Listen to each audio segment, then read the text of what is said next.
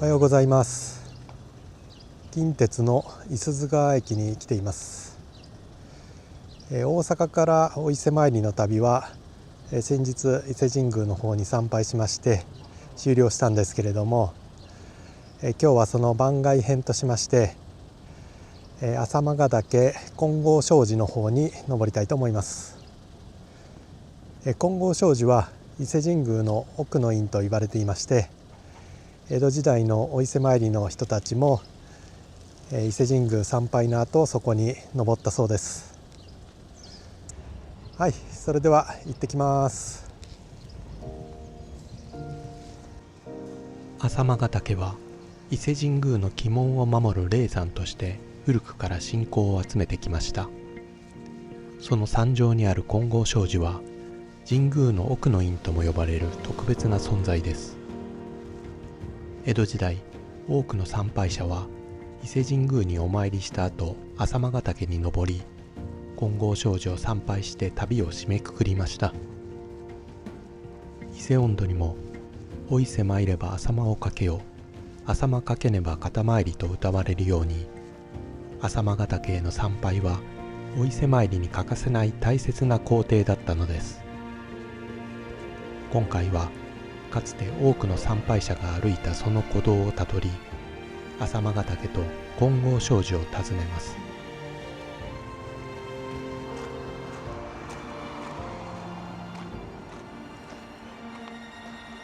まずは皇大神宮の別宮である月読宮にお参りしていきたいと思います。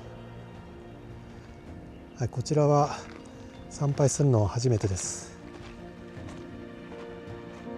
別宮とは正宮に次いで特に重要とされるお宮のことで、皇大神宮に10所、豊受大神宮に4所、合わせて14所の別宮があります。この場所には月読宮、月読荒御霊宮、イザナギ宮、イザナミ宮という4つの別宮が鎮座しています。月読宮に祀られているのは天照大神の弟神とされる月読命です。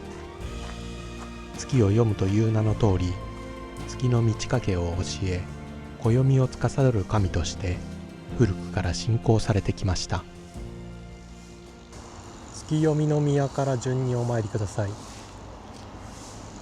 2、3、4ですね。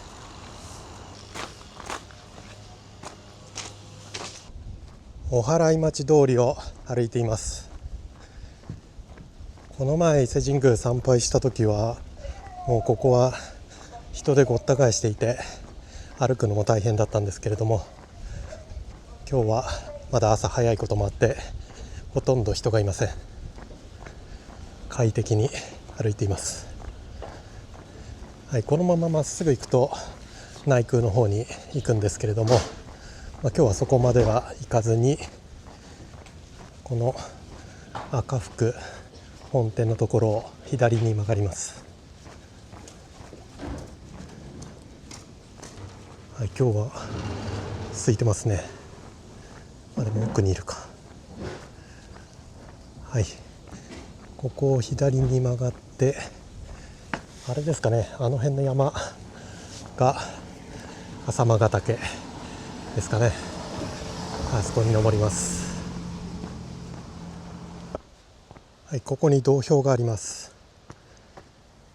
こちらが三空道、そしてこちらが、朝間道ですかね。はい、朝間ヶ岳、こちらです。はい、こちらが宇治岳道の登り口です。朝間ヶ岳登る際には宇治岳道というのと朝間岳道という2つの道が大きくあるんですけれども、こちらの宇治岳道の方が、江戸時代の伊勢参りの後に、金剛證寺に登る際のメインルートだったそうです。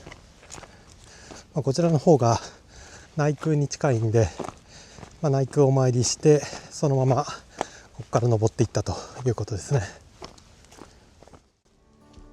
朝間ヶ岳にはかつて複数の参詣道が整備されていました。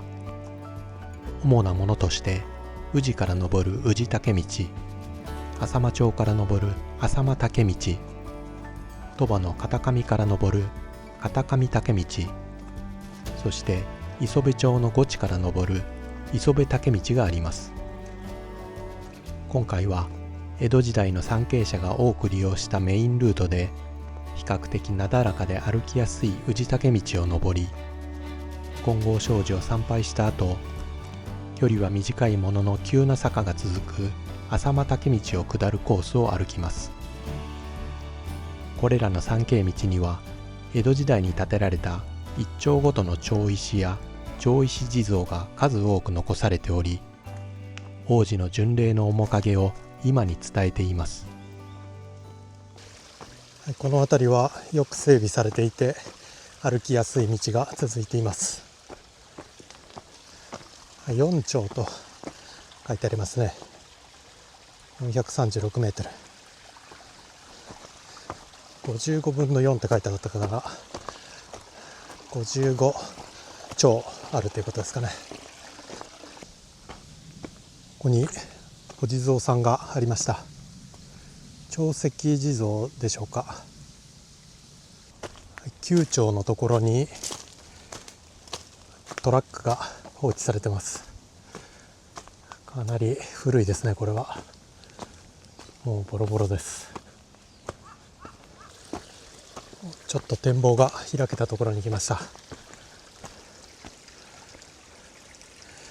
さっきまで日が当ててたんですけど、今は曇ってますね。この道は急登とかは全くなくて、なだらかに登る道がずっと続いています。全然しんどくはないんですけど、55町ということで、それなりに距離はありますね。6キロぐらいですかね。そして今日登る朝間ヶ岳はあれです。まだだいぶ遠くですね。ここからこうぐるっと回って頂上まで行きます。こちらは昔の町石ですね。10町と書いてあります。こういうのがまだ残ってるんですね。ここには石垣が残っていますが、これらは江戸時代から昭和の初期ぐらいまであった茶屋の跡のようです。町石地蔵がたくさんあります。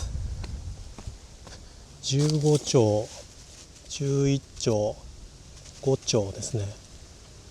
3体並んでいます。この辺りが広いんで、ここに茶屋があったんでしょうかね。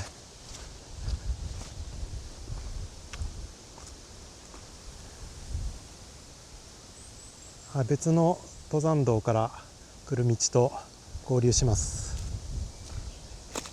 16町の町石があります。さっきからほとんど登りがなくて、ずっとほぼ平坦な道を歩いています。これは22町ですね。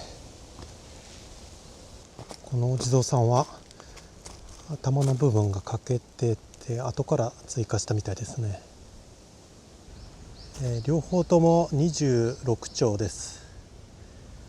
同じ町数のお地蔵さんが2体並んでいます。こちらは普通の町石です。29町。この辺りは本当にたくさんお地蔵さんがあります。4町、なぜか4町がこんなところに。これさっきの頭の部分だね。頭の部分がこんなところにある。で、こちらがわ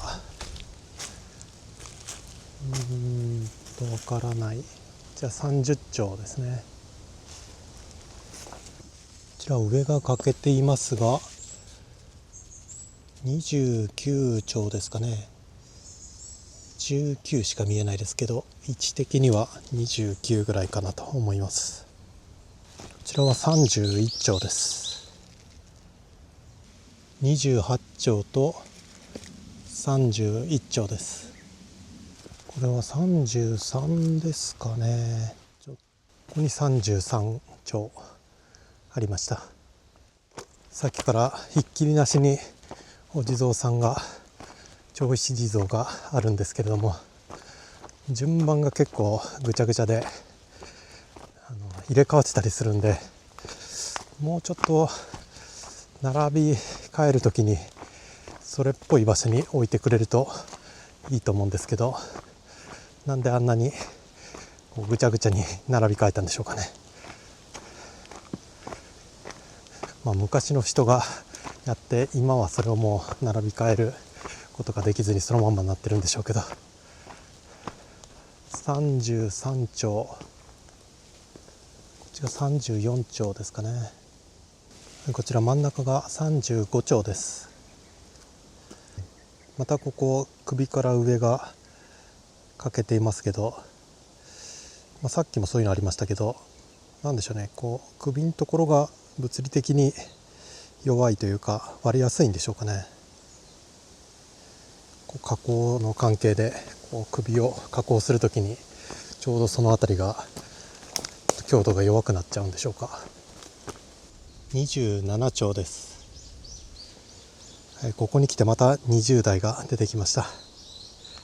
高野山の町石道を歩いてる人からすると、なんでこんな順番がぐちゃぐちゃなんだっつって発狂しそうになりますね。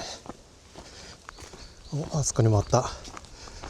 ここまで来ると次は何番かというのを当てたくなってきますけど、次は何番でしょうか。6が見えるけど26かな。ちょっと正確には分かんないですね。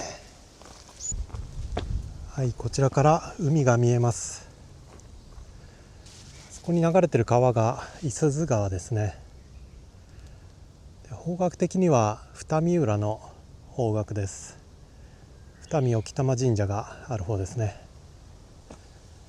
そしてここの下に通ってる道路が伊勢志摩スカイラインです。こ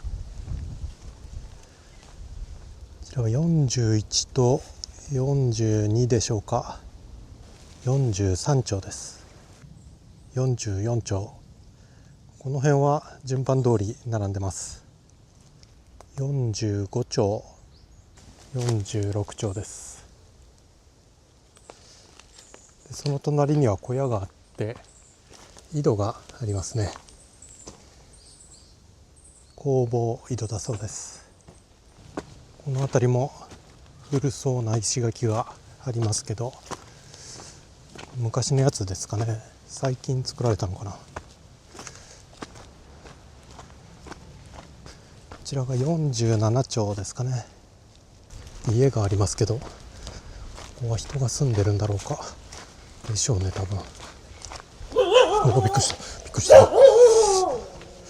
びっくりした。はい、すいません、すいません。すぐ行きます。ここびっくりした。すいません、すいません。お邪魔しました。林道がここまで来てるんですね。なんでさっきの家の方はここから上がってきたんでしょう。はい、こちらに9体のお地蔵さんが並んでいます。はい、ここで浅間竹道と合流します。こちらですね。浅間竹道。はい、帰りはここから降りて浅間駅の方に行こうと思います。はい、そしてここから海が見えますね。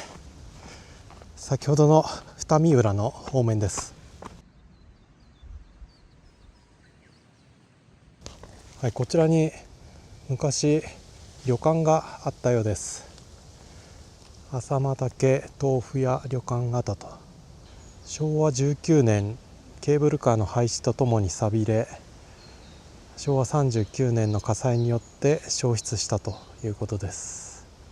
ここからルートがいろいろあるんですけれども、とりあえずこっちの山道を通るルートで行きたいと思います。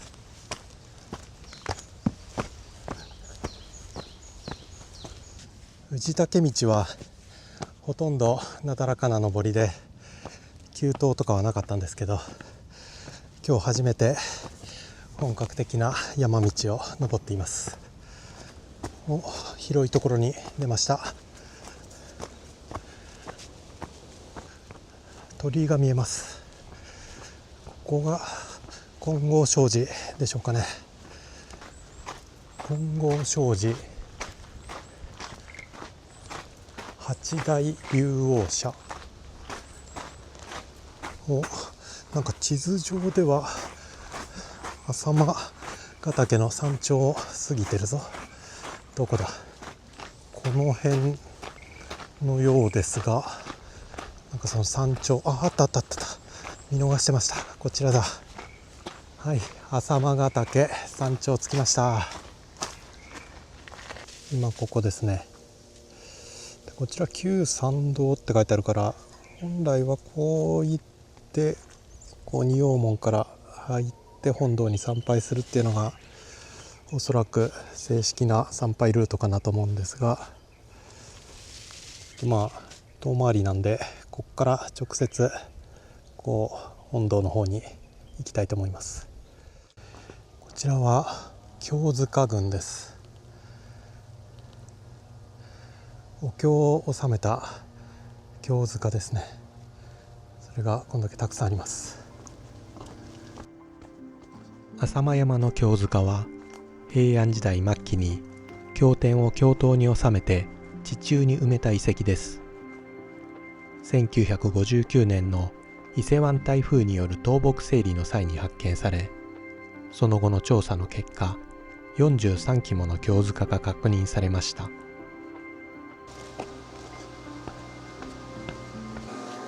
はい、こっちが奥の院で、本堂はこっちですね。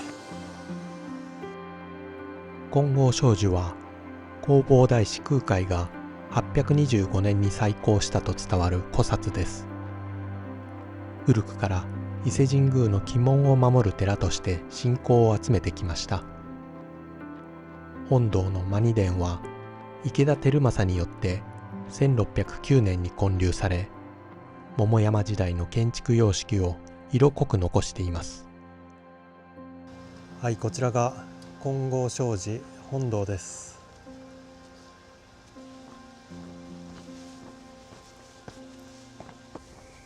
奥の院の方に向かいます。大きな外場が立っています。これはすごいな。奥の院の参道には高さ2メートルから8メートルの巨大な外場が並んでいます。伊勢志摩地域では古くから亡くなった人の魂は浅間山に登ると考えられ、宗派を問わず外場を建てて供養する竹参りの風習が今も受け継がれています。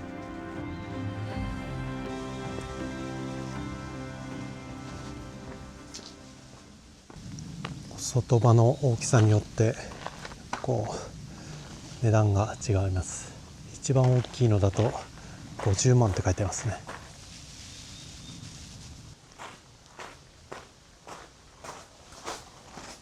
富士見台と書かれていますが、はい、ここから富士山が見えたそうです。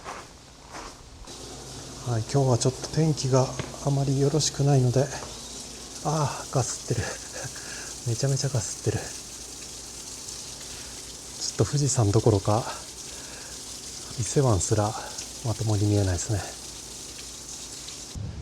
はい、それでは浅間山頂展望台の方に行きたいと思います。絶景360度の感動と書いてあるけれども、さっきちらっと見た感じはガスガスでしたね。360度ガスガスだったら全く感動できなそうですけど、もうこの辺りからちょっと周りがガスってる。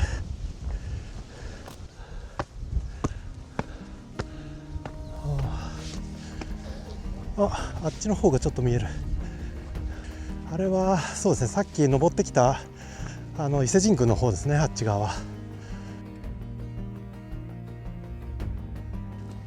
ちょっと風が強いんで、こんな感じで一瞬雲が切れる時があるかもしれないです。お、こっち側も見えるぞ。おー、すごいすごい、見える見える。めっちゃ綺麗。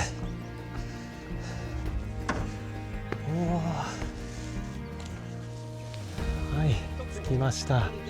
浅間山展望台です。おー、よかった。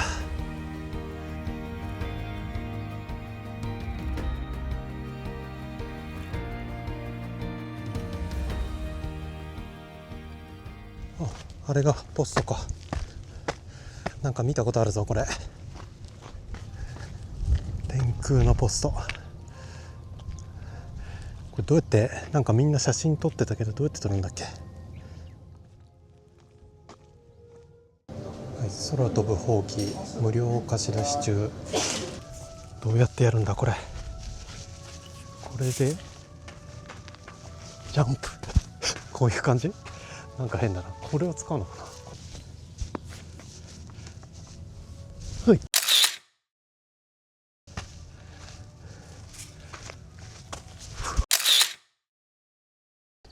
はい、では伊勢湾が全部見える丘まで行ってみようと思います。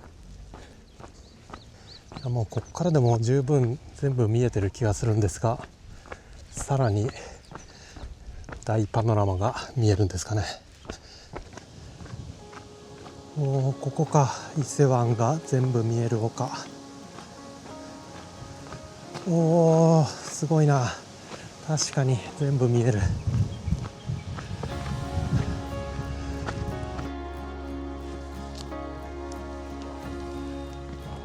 はい、あちらが今日スタートした伊勢市街、伊勢神宮方面です。はい、そして伊勢津川があって、あそこら辺が二見浦ですね。二見沖玉神社がある二見浦。はい、そして伊勢湾の島々がよく見えます。おー、いや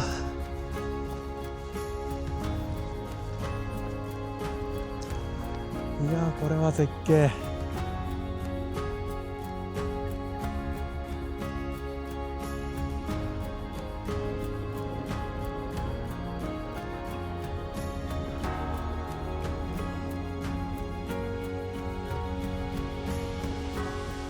はい、残念ながら富士山は今日は見えませんでしたけど、はい、これだけの絶景が見れて大満足です。山頂の売店で伊勢うどんをいただきます。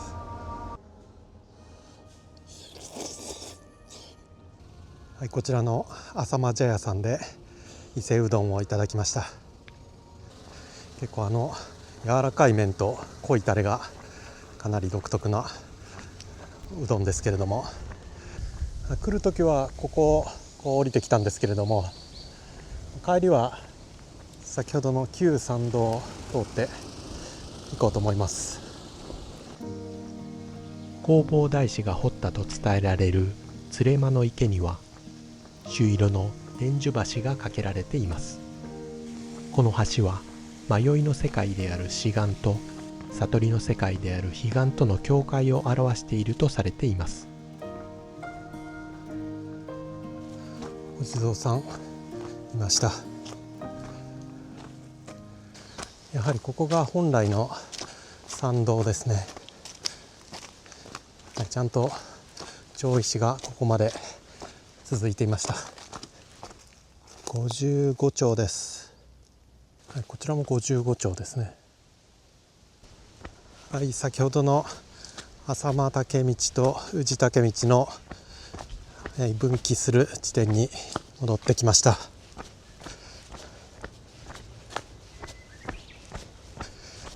下山はこちらですね、浅間岳道の方で下山しようと思います。こちらの方が距離的には短いです。22町ですね。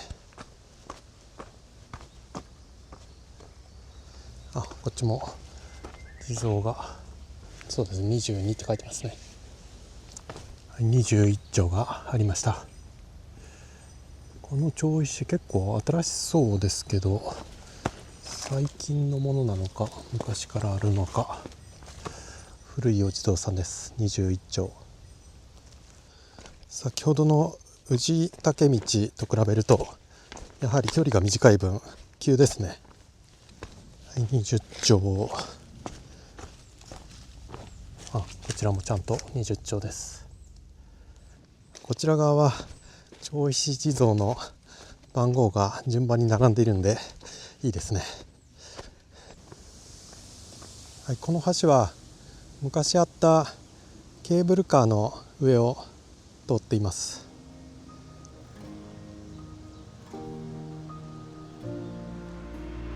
1925年に開通した浅間登山鉄道のケーブルカーは、当時東洋一の急勾配と謳われ、多くの観光客でにぎわいました。しかし戦争の影響により1944年に運行を休止し、そのまま廃線となりました。こんな感じの滑りやすそうな岩場のところにはちゃんとこのような鎖の手すりがついてるんで、非常に安全に歩けます。最初のうちは結構急な坂道で岩もゴツゴツしていて歩きづらかったんですけど、この辺りまで来ると緩やかで歩きやすい道が続いています。滑った。さて、これが2町です。2町、1町です。1町来ました。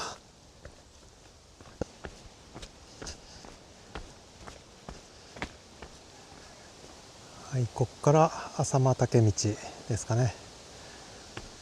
22町って書いてあるから、ここから22町ってことですかね。おそらくこれが起点となる町石だと思います。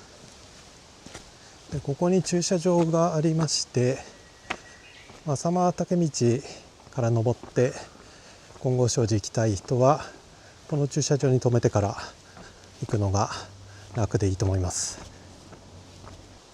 今日は五十鈴川駅から歩いてきたので、このままさらに下の方に行って浅間駅の方でゴールにしたいと思います。着きました。近鉄の浅間駅です。今日は浅間ヶ岳の山頂にあります金剛證寺の方にお参りしてきました。行きは宇治岳道で登って、帰りは浅間岳道を使って下山してきました。どちらの道も江戸時代にお伊勢参りの後で金剛證寺に登る際に参詣道として使われていた道で、道中には町石や町石地蔵なんかもたくさん残っていて、歴史が感じられるいい道でした。金剛證寺の方は、昔から上から、富士山が見えるというので有名だったらしく、今日も見えることは期待していたんですけれども、あいにく曇り空でなかなか富士山までは見ることができませんでしたが、伊勢湾であるとか伊勢市街はきれいに見えました。大阪から伊勢への旅ということで伊勢本街道を通ってここまで来ました。今日はその番外編ということで、江戸時代のお伊勢参りの参詣者と同じように浅間ヶ岳を登って金剛證寺に行くことができました。ということで伊勢参りの旅、これで完結です。お疲れさんでした。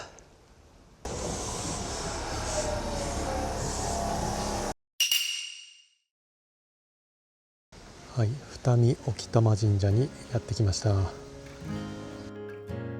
古くからお伊勢参りの前には二見沖玉神社を訪れ、心身を清める浜参宮が行われてきました。昔は二見浦の海でみそぎを行いましたが、現在では神社でお祓いを受けてから伊勢神宮へ向かうのが一般的となっています。